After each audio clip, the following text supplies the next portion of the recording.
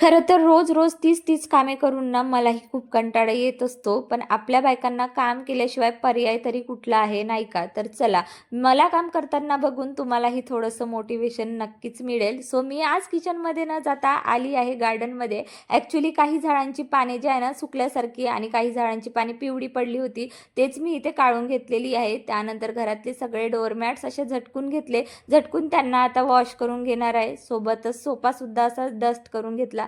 म्हटलं खूप दिवसानंतर छान ऊन आली आहे म्हणून ब्लँकेटसुद्धा उन्हात सुकवायला ठेवून दिलं. त्यासोबत सकाळची छोटी-मोठी भांडी होती ती घासून काढली. स्वयंपाकात आज मस्त फणसची भाजी केलेली होती.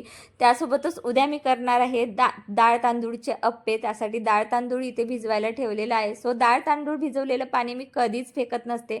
ते मी माझ्या झाडांना देत असते, जे झाडांच्या ग्रोथसाठी खरंच खूप वरदान आहे. त्यानंतर लगेच सगळे मॅट्स वगैरे धुवून काढले. मुलांचे शूज देखील धुतले. चला मग भेटूया पुढच्या